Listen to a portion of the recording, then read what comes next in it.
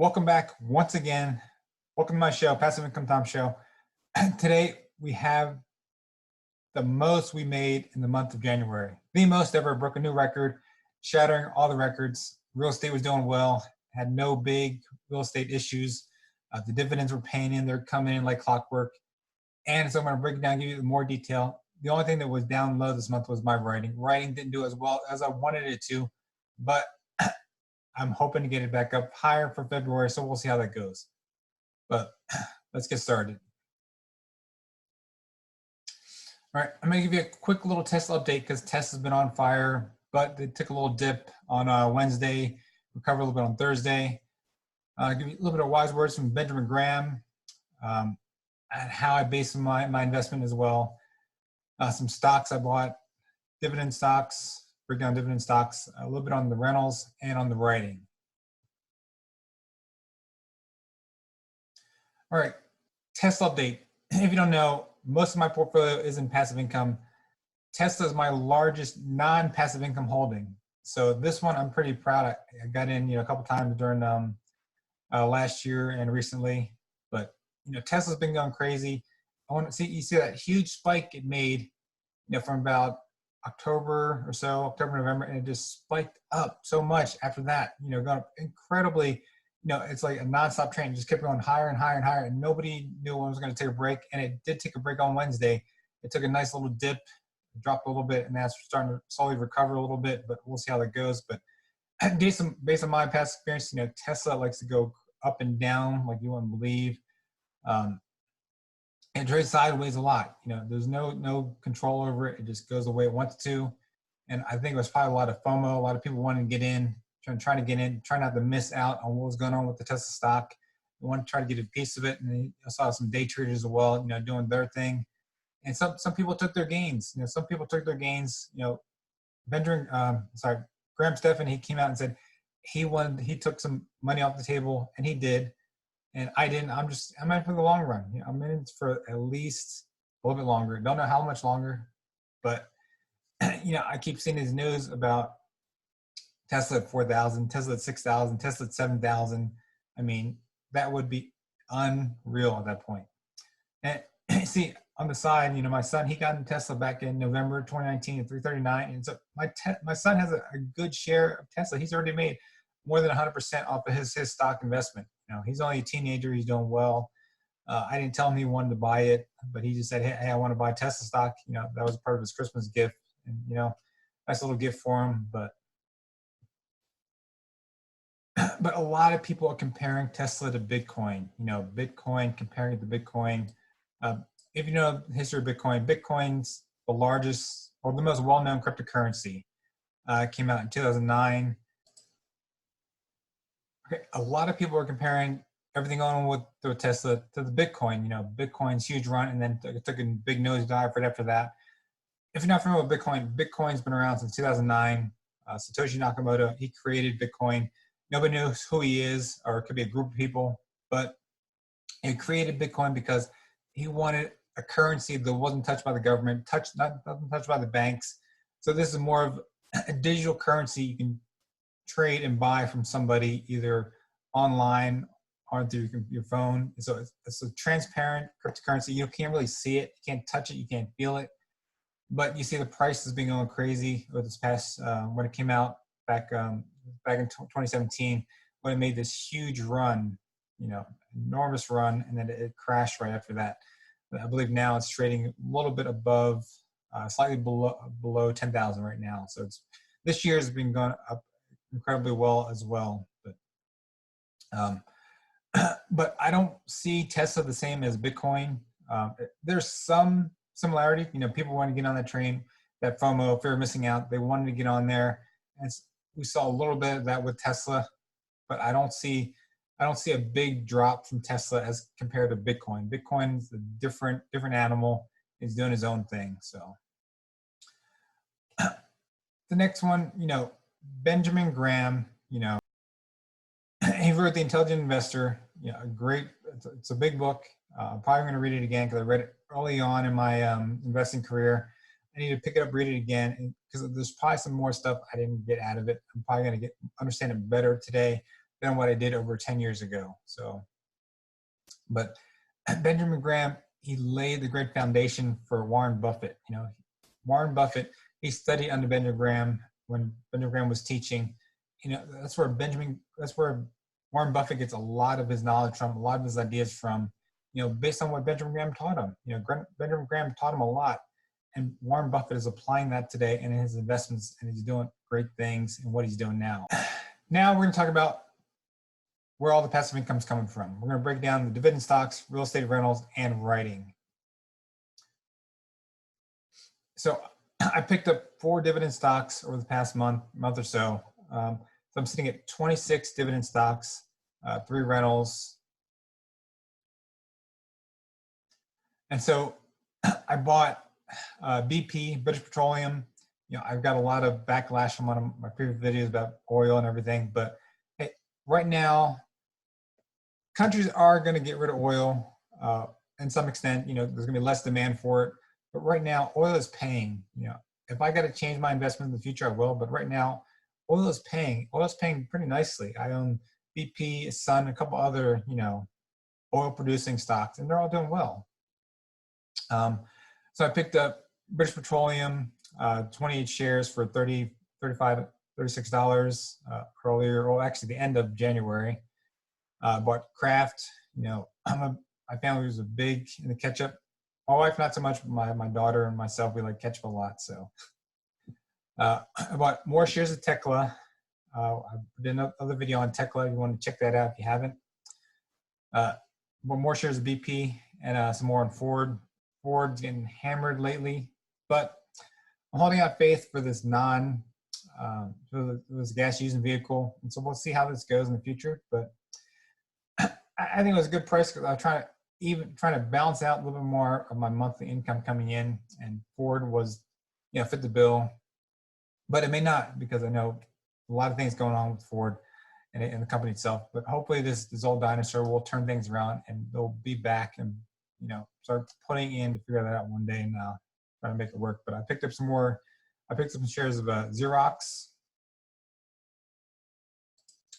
and pays 2.7% dividend. Well, I picked up some more shares of Xerox. I wanted to balance out some of my monthly income coming in, and so I had to add Xerox.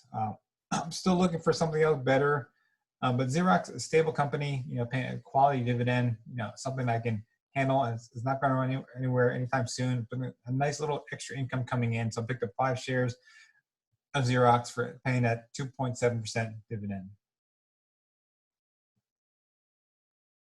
Okay, and now here it is, the granddaddy of them all 12 stocks paying my monthly income coming in. BP, Brute Home Bay Royalty Trust, brought in $28.66. Chimera Investment Corps bought in $98.71. Disney paid $8.85. Yeah, I picked up shares of Disney, I think, back in November. I'm not so sure if I want to keep this one because it only pays you twice a year. So I'm not sure if I really want to keep this, but I don't know. The growth is going to be there, but I'm not sure if I really like this one so much. I'd like to pay a little bit more often. If they broke it down to 4 times over the year, I'd like it better, but we'll see how it goes.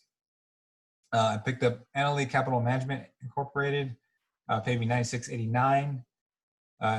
New Res Investment Corps paid $281. New York Mortgage Trust paid me $34. Occidental Petroleum paid me $19.75. Another, you know, oil producing stock. I mentioned that previously. Someone asked me a question in one of my last videos. Occidental Petroleum, you know, it's first owned by Warren Buffett. It's made a little increase over the past year. It's doing well. It's looking to expand in other areas, trying to, I believe, to build a new facility. So I believe there's nothing really wrong with Occidental Petroleum. A lot of investments going into this. A lot of it's not a crazy stock prices. Stock price in 1975 at the time when I put this together. So it's doing pretty well. I'm sorry, excuse me. That's the dividend. Excuse me. But Occidental Petroleum is not a high price stock. So I think it's a good time if you want to check it out yourself and do your own research, of course. I still have Park Hotels, paid me $554. This one I like to sell some shares. I picked up too many initially, but the stock's been going down a little bit, but it's holding steady around $23, $24. But I like to go up a little bit higher. I want to cut some of these shares off and move it into another investment. Raytheon paid me pretty well, $4.76. Tekla World Healthcare Fund paid me $7.59. And this one's a monthly payer, so you want to check this one out. Has a lot of good quality investments wrapped up into it. Two Harbors Investment Corp, $15.69, and Xerox paid me $1.25. So for the grand total of $1,152.43. So this was my best month for passive income for dividend stocks. It did very well. So I will expect similar, if not greater returns in April, July, and October for this year for this stock, for these dividend stocks. Last month paid me just a little bit over $1,000.08. Next month is not doing so well, but I'm always looking for more income-producing dividend stocks. Add increases other months coming up. Only $4.74 for next month, but so I'm always looking to add more. Have more money into these stocks, trying to buy some more to even these out, get a little bit closer, because it's almost like $500-$600 difference between 1 month to the next. And next we're going to talk about real estate. This one was another good month, $11.65 for real estate for three rentals, doing very well. Previous month was $11.05. I believe there's one thing in one of my rentals, the property manager had to adjust something on one of the sprinklers. So it cost like about $100 or so. So this one could be a little bit higher, but you got to pay your dues on real estate properties.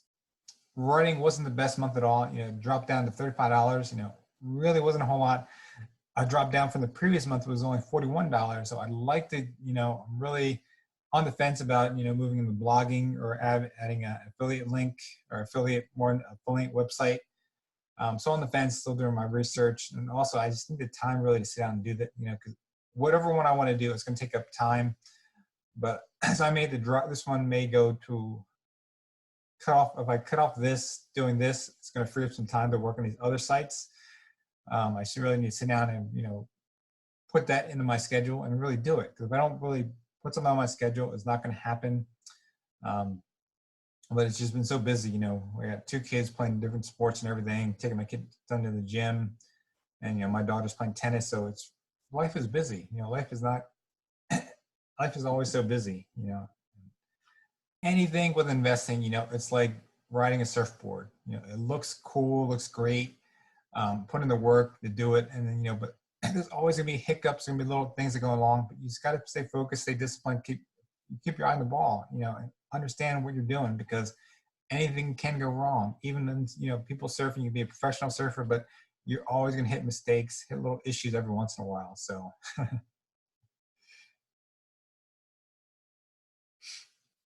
But hey, I never had a chance to surf, but it looks like a great thing to do.